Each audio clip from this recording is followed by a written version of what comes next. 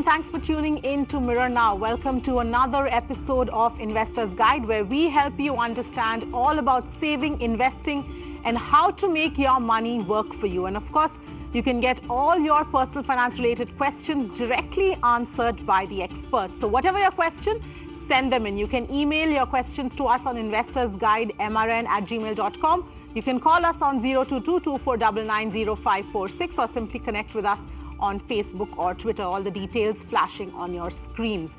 And let's quickly get to today's show. Joining me on the show is Kartik Jhaveri, Certified Financial Planner.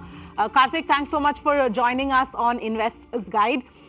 Kartik, today's show, of course, we have a whole lot of questions, but I really want to focus on new investors, on advice for first-time investors, because we've been getting a lot of questions from investors people who've just started working, people who want to know more about financial planning, how to start, how to go about it. And that's really the focus of all our questions today and the focus of our discussion as well. So when you're starting out, what's the first thing you would say to somebody who comes up and says that I have, maybe 1,000, 2,000, 3,000 rupees that I want to put in every month. I don't know anything about investing. How do I start? So that's really true, because I love to answer this kind of a question, because people who are first time going to step onto that journey of starting to make their millions, and anyways they are already so exposed to everything around the world. So they know what a million is, they know what a billion is, they know what $1 billion is, what a billionaire is, they know all of it. So there is just three things I want to tell you to all the young people who are listening onto this show, and also for the others who are listening to the show who want to start their journey. And if you haven't done it so far, maybe this is the time. So one is go maximum. So what that means is every 10,000 that you can deploy, and see, you've got traditionally three areas of investment. One is fixed income, the other is equity markets, and the third is real estate. So fixed income obviously is very conservative, and I'm going to talk about that in a moment. Equity market is the place that you can go, because even if you have 1,000 rupees, you can take advantage of that. It's the best creator of wealth for the last 30 years. And the third is real estate. So go maximum. Every time you think about a 10,000 that you can deploy, it is almost translating to something like 2 crores at about 20 years time.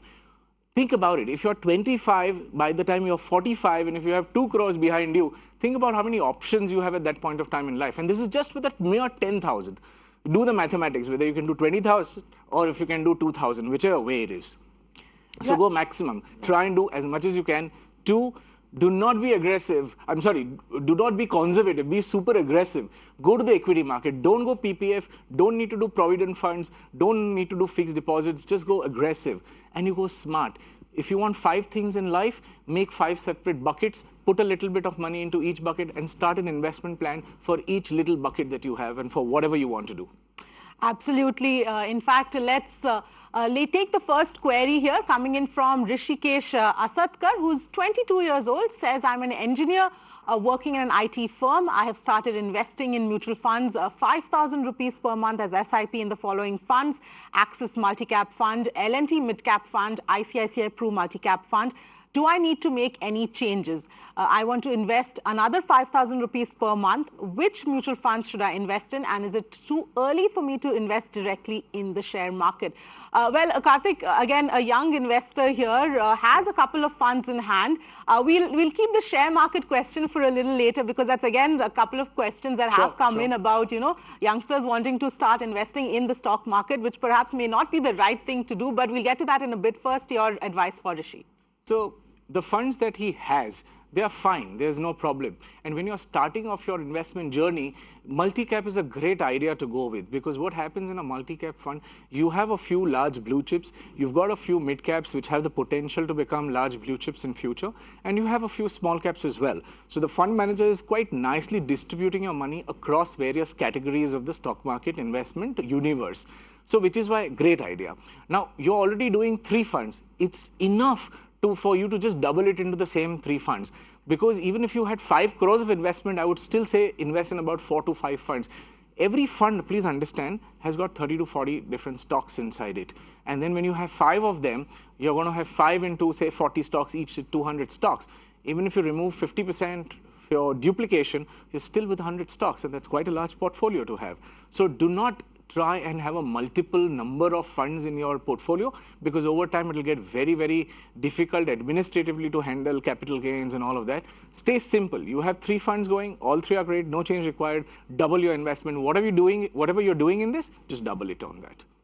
All right. Well, Rishi, hope that answers your question, and we'll answer your question about the stock market as well in just a little bit from now. But Kartik, coming back to the kind of advice that one gives a young investor, when somebody says that, they've started working, they want to invest a few thousand rupees a month, how important are the other aspects of ensuring that insurance is in place, ensuring that a contingency fund is in place? How much weightage would you give all that at this stage? So much so weightage, Avdi, that till the time you don't get all that out of the way, you should not even start into investing 1 rupee of your money. So like you said, contingency fund. Now you look at your situation and your job scenario and the skills that you're required.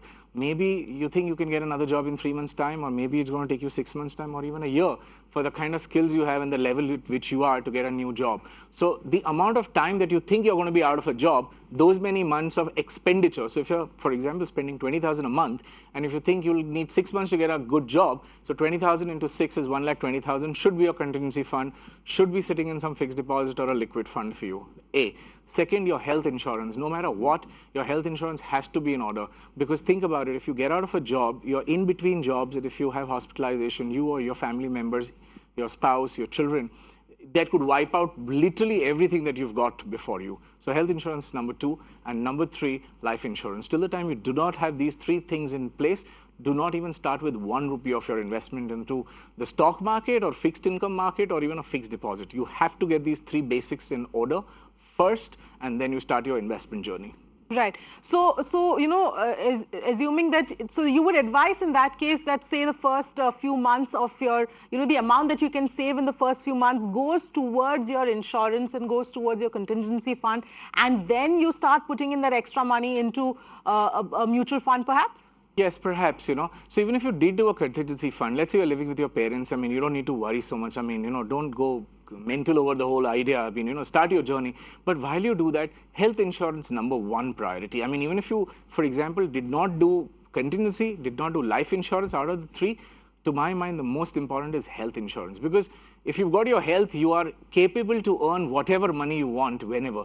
But if something happens to health, and if you are hospitalized or disabled or anything of that order, then that's a serious trouble. So yes, get your health, and it's not too expensive, you see. If you had a 10 lakh kind of a policy for the rest of your family, if you are, say, early 20s or 30s, your premium's going to be like 10, 15,000. It's not so much. And you have the option of doing half yearlies and things.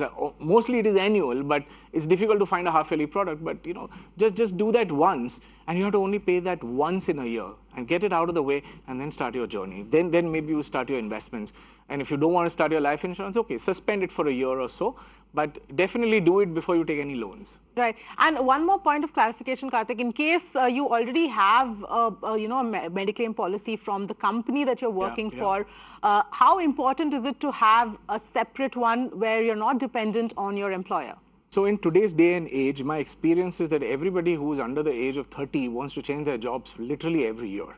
I'm making a sweeping generalization of sorts here.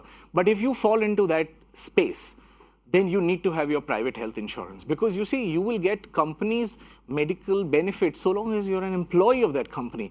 You move to another company, you move into a smaller company which may not have that facility, but you're getting a better pay, you're still going to move, and then you're going to ignore the fact that you don't have the health insurance cover.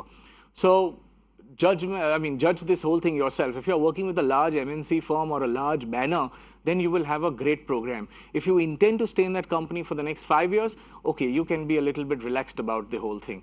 But if you are going to be in a situation where people change jobs very often, with the slightest of trouble at workplace, or slightest of ego issues, or slightest of human dynamics playing out, if you are amongst those people who think that you will change a job, by all means you should have your personal health insurance, because you're putting your family at stake while you're already putting your career at stake on one side. Absolutely. All right. On that note, let's get to the next few questions. And we're going to club the next 2 or 3 questions because they're all more or less from very young investors who've just started off, and they all want to start investing at this point. So we've got a question from Webhav, who's 23, says, I've just started working 8 months ago. I want to invest 1,000 to 2,000 rupees every month in mutual funds. Which schemes can I invest in? Another question comes from Aniket Dangle, who's 20, who says, I would like to invest 1,000 per month for the next 10 years. How should I invest? I have no knowledge about investments. And we've also got a query from Manvi Sinha, who says, I want to invest 2,000 per month for 5 years.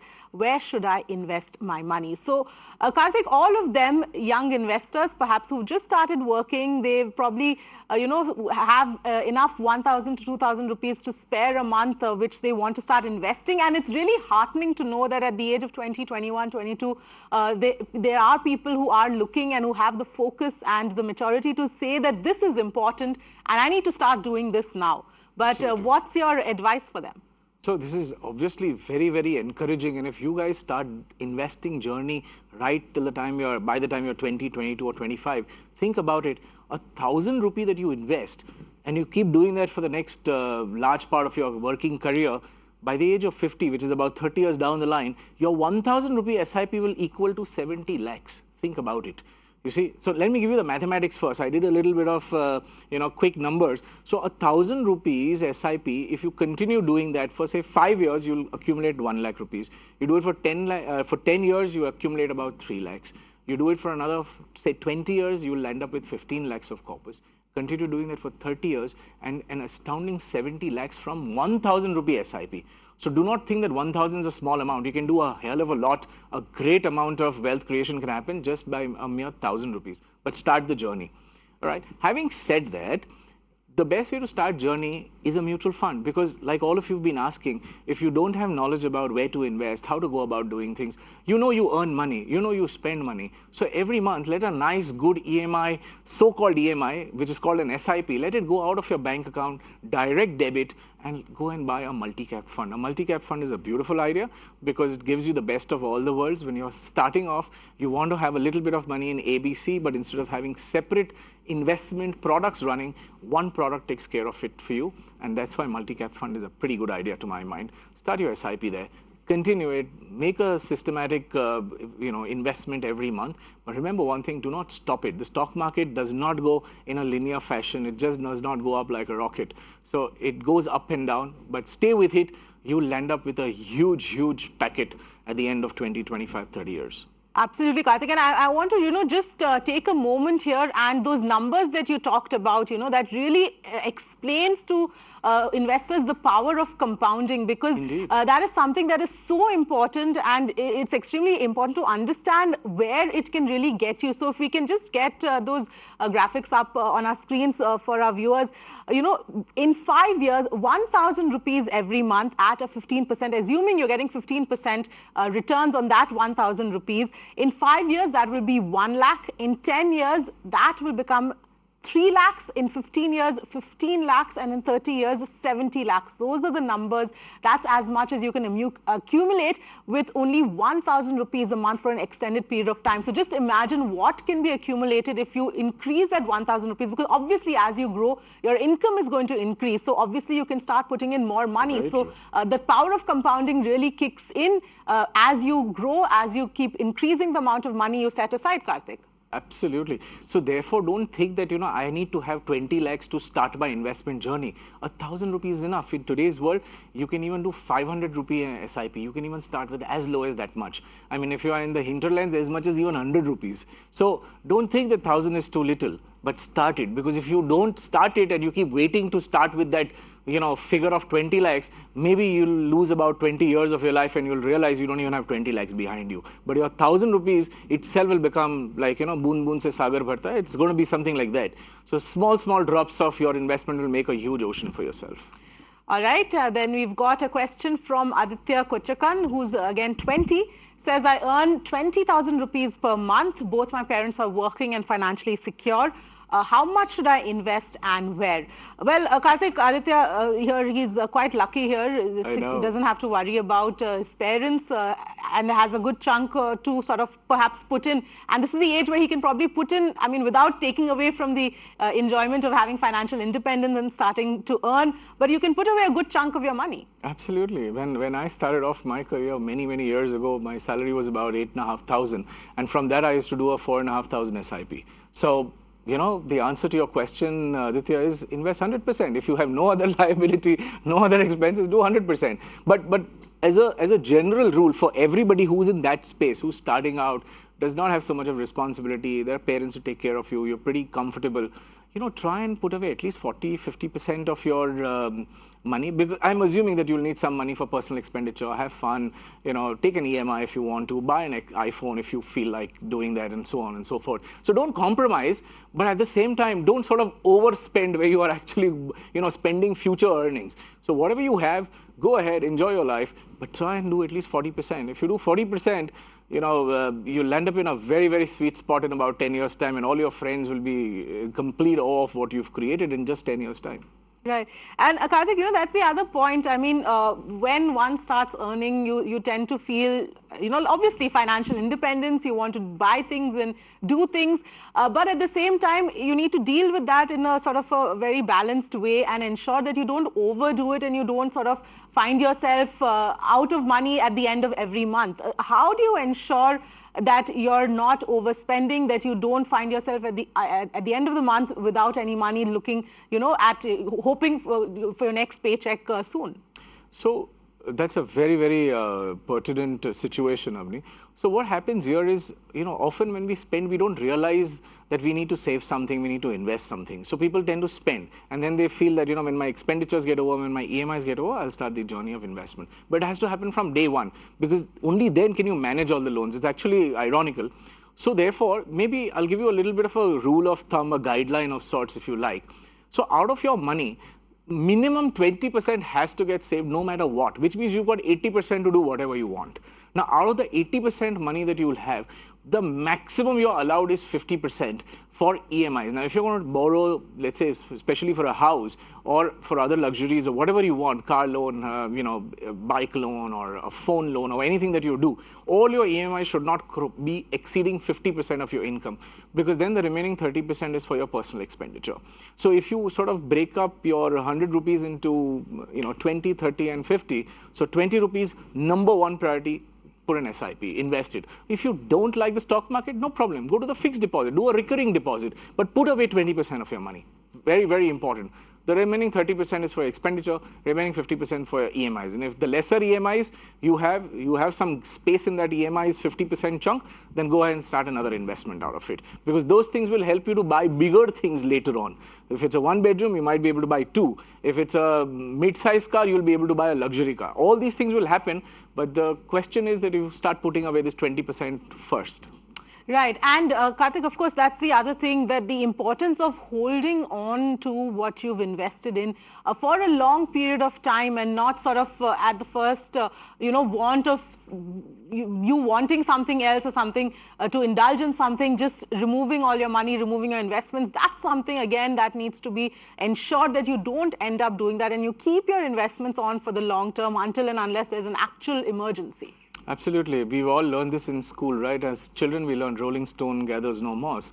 So if you invest your money, take it out, invest it, take it out, you're not going to go anywhere. Whether it is you who's 20 or 30 years old, or whether there is somebody who's 50 or 55 years old, there are enough people who keep investing, keep removing, keep investing, keep removing. And in between their investment and removal cycle, which is as short as maybe 6 months, they expect some magic to happen. You know, these kind of people will never ever make anything. So, you know, when we say long term, it's more a disciplinary thing, not really so much, you know, in terms of this is the rule of investment. Yes, investments will take time to mature. The whole idea is, even if it's a fixed deposit, now there's no stock market volatility in a fixed deposit, but if you make a fixed deposit, take it out in 6 months' time, you're not going to really earn anything. So if you want to earn a larger interest, if you want your money to make money, then the idea is you got to let it grow. And it's a sense, it's a behavior, it's a discipline that you need to have. So therefore, whether it's the fixed deposit or whether it's the stock market, in both the cases, once you invest it, you need to have that basic investment behavior of not touching it for some time. So therefore, don't even go overboard and try and be too greedy and invest everything, but make a plan, invest what you can do. And like I said a while ago, 20% should be bare minimum. If you can do at least 20, then that's good to start with. And then as your income goes up over the years, try and reach a much higher figure. Because as income moves up, your expenditure does not move up in the same linear fashion. There is a larger gap. So if your income went up 50%, your expenditure might go up maybe 20%. Don't try and make it 50%. Even if you try, it may not happen. So you'll have some surplus. You'll have extra surplus. So go ahead and make some investments. All right, we've got a question from Monty Jangid, who's 28, says, I want to invest for 1 year. Which investment option is better, fixed deposit or mutual funds? Kartik, it's a short-term investment horizon. So assuming he's talking about debt mutual funds. So between a fixed deposit and a debt mutual fund, what would be your advice? So at the moment, go to a fixed deposit, I would think, because if you know your time frame very, very clear that in 9 months' time or 12 months' time, I'm definitely going to withdraw, then make a fixed deposit. If you are kind of a little unsure about the time of your withdrawal, then go to a debt mutual fund, which is a liquid fund or a short-term mutual fund. The reason for that is in a fixed deposit, you'll get charged the exit or early exit sort of a penalty charge, and that would reduce your interest rate. But in a mutual fund, that won't be applicable. So therefore, if you're not sure exactly on the date and time of your withdrawal of funds, then short-term liquid funds.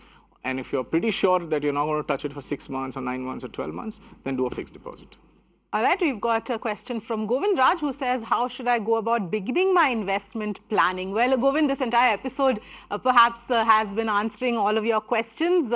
But Kartik, specifically, if you had some, in a nutshell, if you had to tell somebody how to start, what would you say? Firstly, don't listen to friends and philosophers. Basically, look at these kind of shows where you get unbiased advice on how to go about investing. Second point is don't get greedy. So if somebody says this is a fantastic investment, maybe it is. And maybe you want to believe him completely. And maybe you do trust him completely. But still don't get greedy and put all your money on that one day.